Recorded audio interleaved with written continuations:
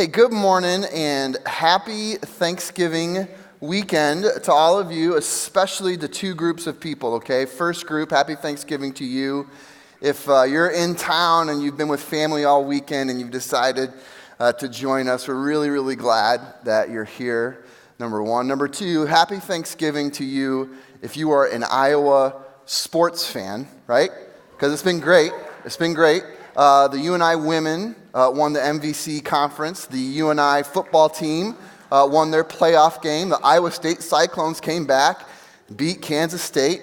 I don't know, there was another football game I think that was played. Oh, yeah, the Iowa Hawkeyes, yeah. I think I might have been there for that one. And I don't know if you guys know this, there's a state to the west of us, just across from Missouri. And they apparently they still have a football team. It's not been a very happy Thanksgiving for them. The last 4 in a row have been real bad. So if you know someone, like a campus pastor, for example, who's from there, send them a text. Just tell them happy Thanksgiving from us. All right. Hey, you are going to need 2 things for this part of our service. You're going to need a Bible, and so some of us bring ours. That's great. If you didn't, we've got them in the seats somewhere. This is your first weekend here at Prairie Lakes. We're a multi-site campus. We have 6 locations all across Iowa, so grab a Bible wherever you're at. The second thing you're going to want is something to write with, so ushers at all of our campuses right now, you guys come forward. If you want to take some notes, just raise your hand, and they will find you, okay? Hey, a lot of times here at Prairie Lakes, we do what we call like series. So we examine a topic, for several weekends. We just kind of go through that, or we do like a book of the Bible for a few weekends in a row. But this weekend, we're not in a series, we're just in a standalone. We're one topic for one weekend, and we're in between Thanksgiving and then the start of the Advent season. And so we just thought a good thing to talk about would just be this idea of breathing. And I'll tell you a little bit more about what we mean by that. But on the second Tuesday of every month here at Prairie Lakes, what we do is we get all of our staff together from all 6 campuses, and we have a day-long meeting here at the Cedar Falls campus. This has a very creative and original title of all staff meeting. We workshopped that one quite a bit, did a lot of focus groups. Think we found gold when we called it that. But anyways, if you stop and think about it, it's a pretty expensive meeting. We have 60 plus people that work at Prairie Lakes, which is pretty crazy. So we're paying for all of them to be in the room for a day. Add to that the fact that a lot of them are traveling from like 30 or 60 or 90 miles away. So we're paying for mileage and we're feeding all of them. So just with all of that investment, we feel the urgency to make that meeting count. I mean, it's an entire day with a lot of people.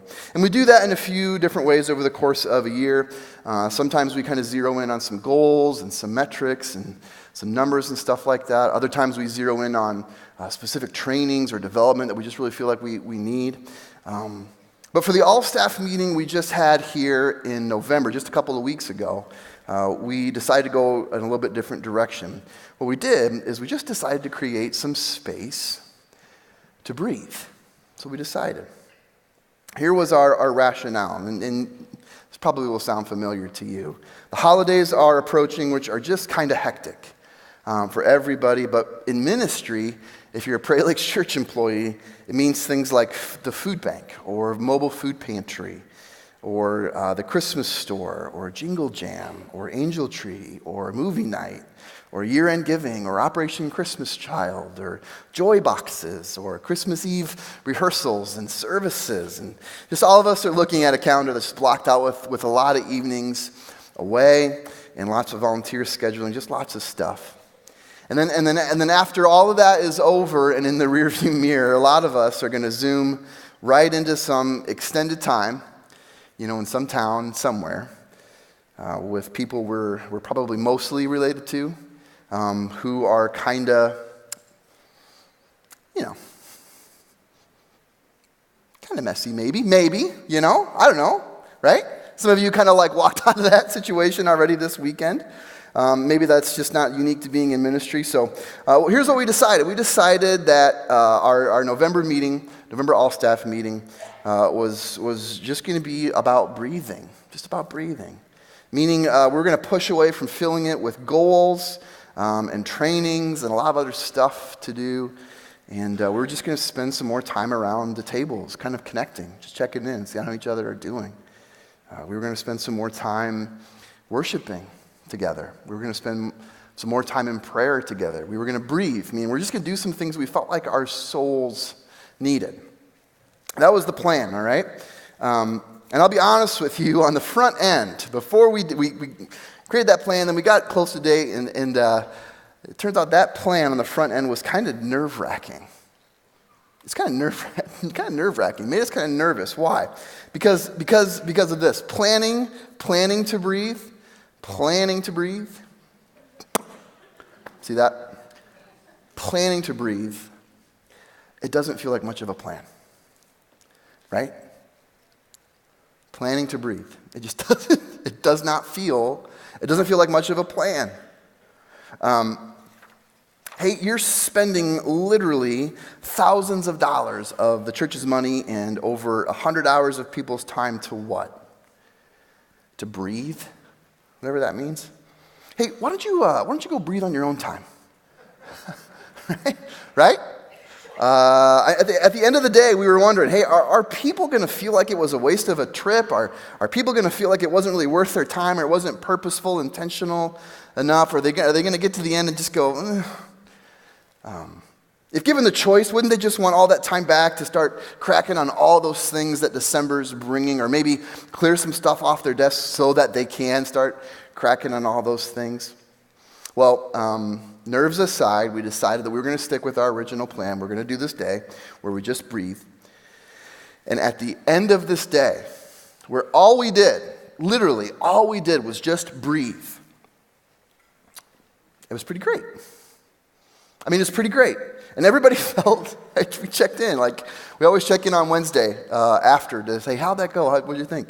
Everybody was like, yeah, we really needed that. We're really grateful to get it. Just a little space to breathe before we entered into a pretty crazy and demanding season. On the back side of it, it seemed like it was a pretty obvious decision. But why was it so nerve-wracking on the front? Why are we so anxious on the front end of that? Why is it always so hard for us as people to pull the trigger and make this decision just to give ourselves a little bit of time and a little bit of space to breathe? Because it is hard, right? That's true for you too, not just us. I think it's something most of us just kind of accept as true. It's a hard thing for us to do. It's a hard thing just to create space to breathe, especially during this time of year. Especially during this time of year when it feels like we aren't in charge. We're not in charge of our calendars. We're not in charge of our budgets. We're not in charge of our family's expectations of us, or our kids' expectations of us, or our bosses' like year-end targets and numbers or whatever. We don't feel like we're in charge of our lives at this time of year. Quite the opposite. We feel like we're at the mercy.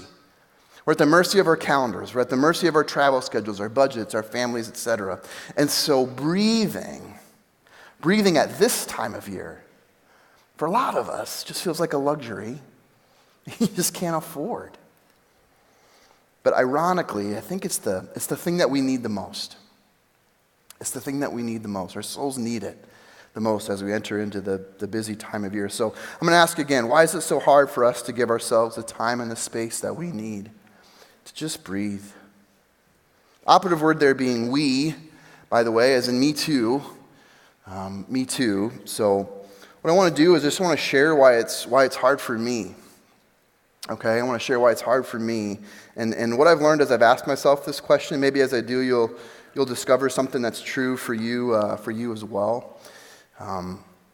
Because when I'm not giving myself the time and the space I need to breathe, when I'm not, especially during these times where I need it the most, it's because I'm forgetting a few things about who I am. I'm forgetting a few things that are just true of me. In fact, let's call them 3 truths that I forget when I'm out of breath. 3 truths that I forget when I'm out of breath. And they really all come from Genesis 1 and 2. So if you want to grab your Bibles, open up to Genesis 1 and 2 is where we're going to be.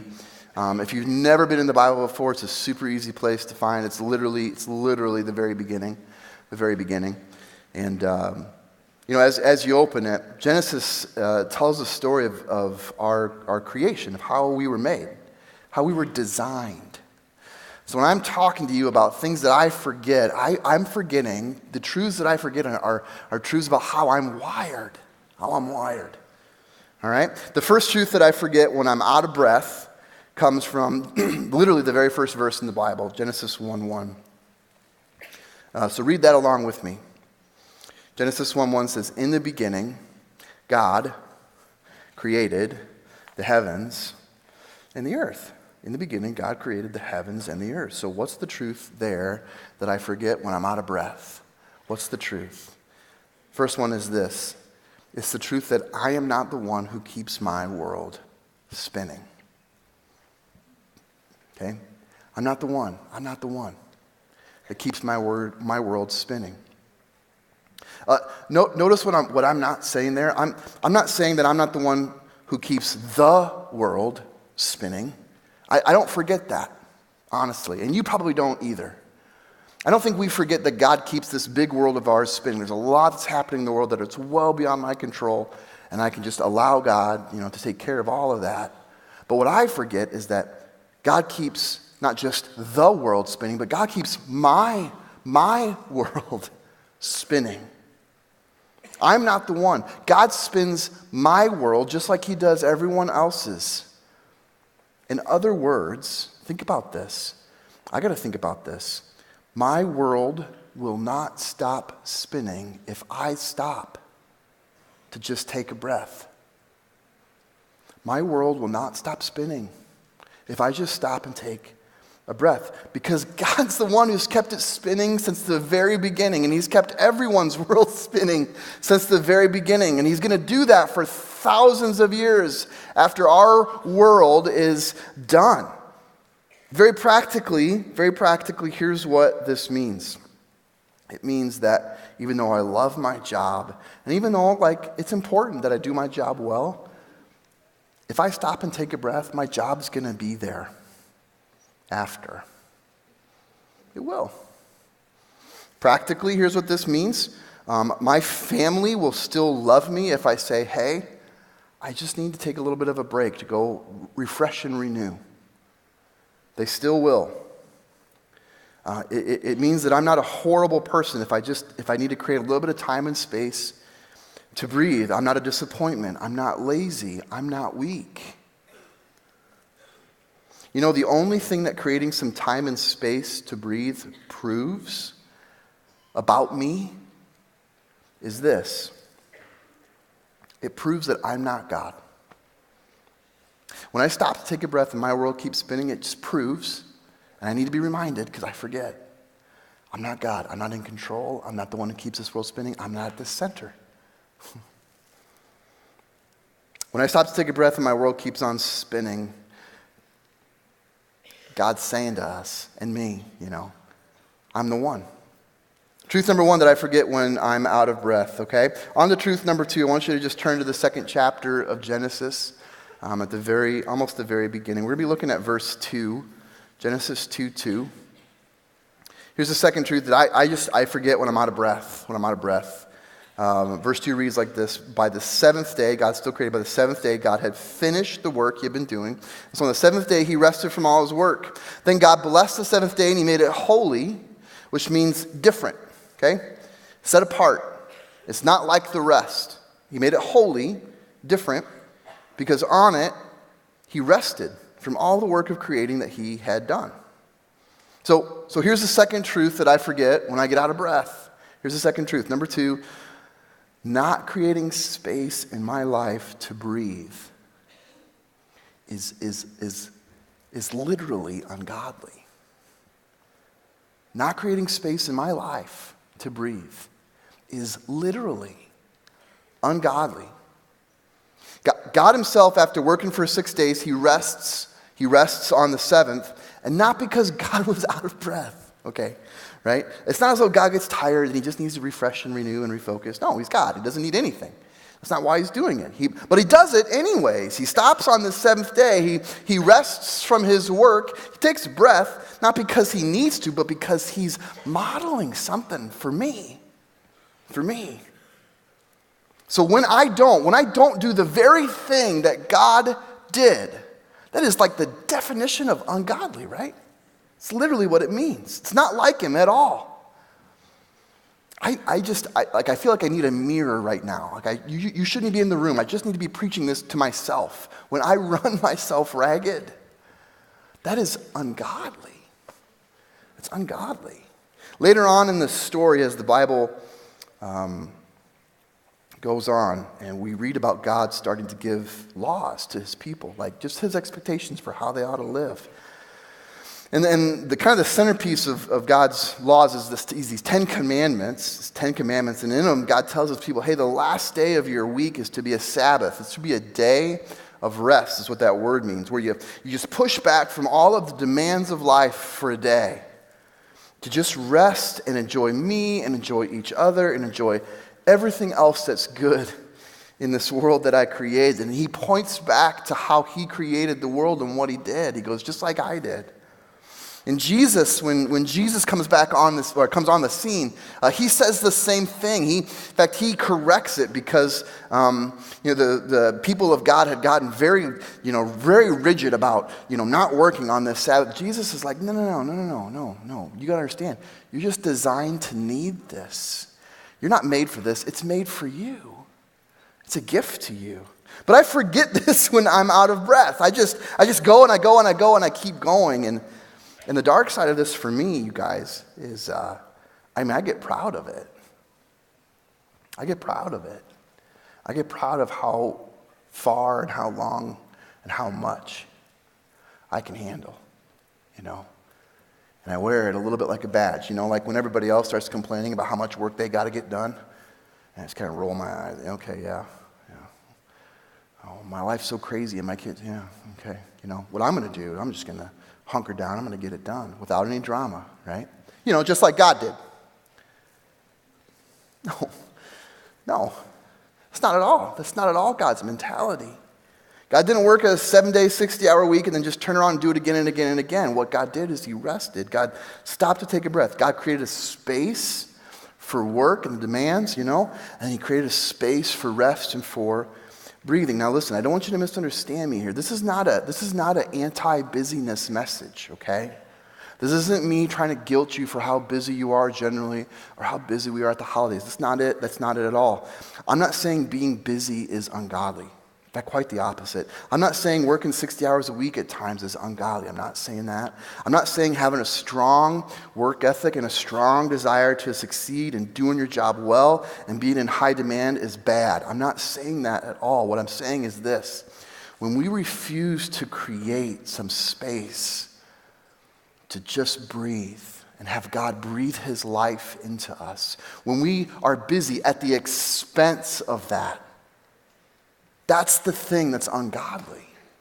That's the thing that's not like him. Life just takes over and then we don't create any space to breathe and we kind of make excuses. That's the thing that we got to be real careful of, that I got to be really careful of, okay? That's the second truth I forget. Here's the third truth. Still in chapter 2. I want you to go down to verse 4. Verse 4 of chapter 2. It says, this is the account of the heavens and the earth when they were created. When the Lord God made the earth and the heavens, no shrub had yet appeared in the earth, no plant had sprung up, for the Lord God had not sent rain on the earth, and there was no one to work the ground yet. But streams came up from the earth, and they watered the whole surface of the ground. Then the Lord God formed a man from the dust of the ground, and he breathed into his nostrils the breath of life, and the man became a living being. So the third truth that I forget when I get out of breath, it comes right out of verse 7 specifically here. Number 3 is this. I forget that at the core of all that I am, okay, who I am deep on the inside, I need God to breathe his life into me. Core of all that I am, the very center. Not just the physical, but also the emotional and spiritual and relational, even professional, down to the very core, my very soul, every dimension of who I am needs God to breathe his life into me. It's how I was designed. I'm not trying to say every, emotional or spiritual or relational ailment can be just prayed away, or stopping to breathe isn't some sort of, magic bullet. But I will say this, if you're like me, and you kind of live a life that doesn't realize that this is what we need, and you just kind of keep going and going and going, you would be surprised, shocked even, at just how powerful God's breath of life can be. We are, the Tink family, this time of year, we kind of make the big switch over, home decor, right? And we switch all the fall decor, or whatever my wife has up, out, and it goes away into a bin, and we pull the Christmas bins out, and we go through that, and the whole house looks Christmassy for the month of December, which is the way it should be. Some of you started November 1st, and that is wrong. No. But when we do this, right, we inevitably start looking at corners and nooks and crannies of the house that we just haven't looked at in a while, right? And usually, and this happened again, we find like one or two house plants that we should have seen as desperately needing some attention, and we found a couple, right? And like some of you are really green thumbs, but for the rest of us, what happens when a plant doesn't get the attention it needs? Well, its leaves get brown and the stems kind of wilt, and it just looks pretty pathetic. But what happens if you get to it in time and you give it just a little bit of water? Isn't that crazy? Just a little bit of water and the whole thing springs back to life. It's kind of how it was designed. See, we're designed in the same way. We are. If you're constantly agitated, if you're constantly irritated, if you're constantly anxious, and there's this underlying, even depression or sadness, I'm not saying every time this is the case, but a lot of the times, it's because God is not breathing his life into us. We're not creating space for God to just water our souls. We're wired the same way. So here we are, okay? Here we are, week of Thanksgiving, week before the start of Advent, the Christmas season. Snow's in the forecast for some of us. And before we know it, Christmas is going to be here. It's going to happen. And from now until then, for some of us, it's a sprint. It just is. There's a million things to do. Our realities have not changed. Nothing that I've said in the last 20 minutes has changed where you've got to go, what you got to do, or who you got to be with, unfortunately. So the question is, how do we start putting these truths into practice in our current reality, in the life that we're going to go and we're going to live? How do we do that? How do we apply them? So I've got a few suggestions for you. Again, these are things that I've tried. They may work for you and they may not. But maybe you'll glean something from them, okay? So how do we start living some of these things out? Here's the first one I want to suggest to you is make yourself a reminder to remember. And I know that sounds like super redundant, How about just make yourself a reminder? Yeah. No, it's not a reminder to do something. It's a reminder to remember something. It's a reminder to remember something. If you have the same problem as me and you just simply forget these truths as you walk into the craziness of life, make yourself a reminder to remember these truths. Write down or type out these 3 truths somewhere that you can be reminded. And I know it sounds cheesy, okay? I know that does. It sounds like surfacey, but it can be a really powerful thing that God can use. See, in the Old Testament, what God did with his people was he created these elaborate holidays or these elaborate festivals or these elaborate rituals, and most of them were designed so that his people would remember something. Remember who he was. Remember what he did. Remember who they are in light of who God is and what God has done. And a couple of weeks ago, we saw Jesus do something very similar when we talked about communion, right? And Jesus said, hey, as often as you eat this bread and drink this cup, do this in remembrance of me. He created communion so that we would remember. Similarly, I'm saying, hey, why don't you just make yourself a reminder to remember. Not reminders to get things done, reminders to remember what is true about who God is and who we are and what we need. Because God uses these reminders to really breathe his life into us. For a lot of us, we've got the device right here. I mean, this is what we use to create our reminders. So honestly, if you want to just do that right now, set a calendar reminder with your phone. Like, I'm not going to judge you for using your phone. Maybe it's a Post-it note on your desk or computer or mirror, Outlook, calendar reminders, whatever it is. Set it so that you're going to be reminded of it daily. And when you're reminded, stop to think, hey, am I living in light of these truths? Does my life reflect what I need and who God is and what he wants to do? That's my first suggestion for you. Here's the second, and this one's got a little bit of an edge to it, all right? But stop making excuses, okay? Stop making excuses and start making a plan. Stop making excuses and start making a plan. Here's my excuses. Maybe yours too. Man, I'm really busy. Life is super crazy. Yep. Man, my kids, you would not believe their sports or concert or whatever scheduled like every night this week. You would not believe my slave driver boss. Some of us do. We've got those, right? Those bosses that just expect crazy things and crazy numbers, and it's year end, and they've got to make their numbers, which means you got to make your, it's just nuts. And I get those. Those are real, but they become excuses when we use them to not create space. They become excuses. All right? So let me just give you a few ideas on how to create this plan. All right? Just a few suggestions.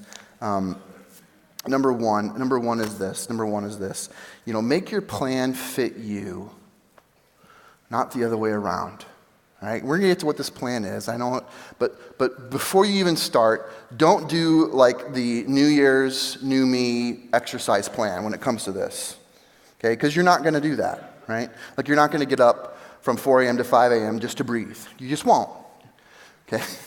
Don't do that unless you're already up. Make your plan fit you. Make your plan fit you. If you want to create a little bit of margin and you want to make a plan to do so, you got to want to work the plan. It's got to fit into the normal rhythm of your life. Start small. 5 minutes here and there. Throw a little meeting in your calendar. I'm just going to stop. I'm going to pray. I'm going to just be silent. I'm going to take some deep breaths. I'm going to be reminded. Maybe I'm going to meditate on some of these truths. Make your plan fit you, okay? Number one. Number two is this. If you're really like, I got no idea how to do any of this, okay? Here's a suggestion. Start by just including 2018 prayer in your plan, right? God, what are you doing in me and what are you doing in those around me?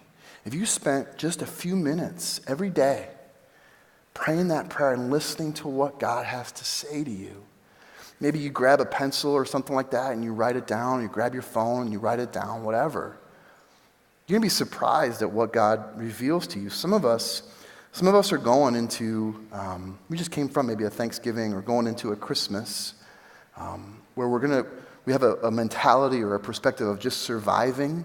We got to survive like a weird situation, an awkward situation or whatever. I'm telling you, if you walk into those prayed up, having created a little bit of time and space to breathe, for God to breathe his life into you, maybe asking him, God, what are you doing in me? What are you doing in those around me? And you walk into those situations, you'd be surprised. You'd be surprised at what God could do, all right? Here's my third suggestion. This one's for me. I have to continue to do this with myself. I have to challenge my own perspective from doing to receiving, meaning I can't make this into just another thing I got to do. Oh gosh, on top of everything else that I already have to do, now I've got to breathe. No. That's just the wrong perspective. This is a gift. This is a gift, just like a cool glass of water when you're thirsty. Just like a great plate of food when you're hungry. It's something to be enjoyed and received. All right? So if you're feeling like I've already got a full list, I can't cram it. No. Just that challenge your perspective there. This is something that you need to receive. All right? Here's my final suggestion for you, so I want to leave you with. as we're trying to apply these truths to our lives is get some help from a friend. Get some help from a friend. Hey, for some of us, the Thanksgiving table this past Thursday was like the highlight of your whole weekend. You know, you sat around the table and you looked around and there was maybe 2 or 3 generations there and there was people from different states and it was just fantastic and the conversation was great and the whole day was great. But for others of us, it wasn't that. Wasn't even close. You know, and these are real. I mean, I'm telling you stories of people that I know. Some of us had a dad or mom that had their new friend joining them. And you got to introduce your kids to someone that they had never met before. Or maybe they just hadn't seen since last year. And that was weird. It wasn't bad or good, it was just weird. Maybe you had to deal with the prodigal around the table. Or the uber successful sibling, right? Those are fun. Or the family favorite who just refuses to admit that they're the family favorite, right? Maybe the black sheep or whoever, right? It was just they were just in rare form. A lot of us walked out of Thanksgiving number 1 into Thanksgiving number 2, and Thanksgiving number 2 into Thanksgiving number 3, and some of us even found a way to fit in a 4th. Or maybe this was the Thanksgiving that there was an empty seat. And you knew it was going to be tough, and it was tough. And then you're thinking, you know, I got to deal with this in 4 weeks all over again. And that's enough to overwhelm you or maybe even depress you. Or let's say this, maybe you've got little kids and traveling on Thanksgiving was horrible and traveling on Christmas is going to be even worse. Or maybe the pressure and the demand to get everything done before year end is just keeping you up at night. Whatever you're facing, that's what I'm trying to say, whatever you're facing, if you try and go at it alone, and you just try to cram some breathing room on top of everything else you have going on, you're likely to fail. Even before you start, don't go at it alone. Get some help from a friend. Even if it's just coffee this week, you know? Just text them and say, hey, here's what Thanksgiving was like. Here's what Christmas is going to be like. Or maybe here's my plan for creating some margin. Would you mind just kind of texting me in a couple weeks, asking me about how it's going? Getting some help from a friend is probably, for a lot of us, one of the best things that we can do. Makes our plan to just breathe a little bit this holiday season more likely to succeed, all right? It's a gift that God wants to give us. It's how we were designed. It's how He made us, all right? More so now than ever. It's always true in those times where you feel like you have no margin to do it. It's the time that you need it the most. So in a moment, our campus pastor is going to come up. He's going to walk us through a few things. I just want to pray for all of us before we get there, okay? So let's just pray. Let's just pray together, all right? Father in heaven, for the men and women who are here at all of our campuses, some of them, God, are dealing with things that are far more complicated and messy than anything we talked about. And God, for almost all of us, I'm sure, our souls just really need your life and your breath. So God, whatever we're facing as we walk into this holiday season, would you give us what we need to be obedient and just like you modeled for us, to create some margin, some space for you to breathe your life into us, for us to receive that gift from you. God, you're good, and you're the giver of every good and perfect gift, and you give to everybody who asks. So help us to ask and give us what we need. Jesus, we pray this in your name. Amen.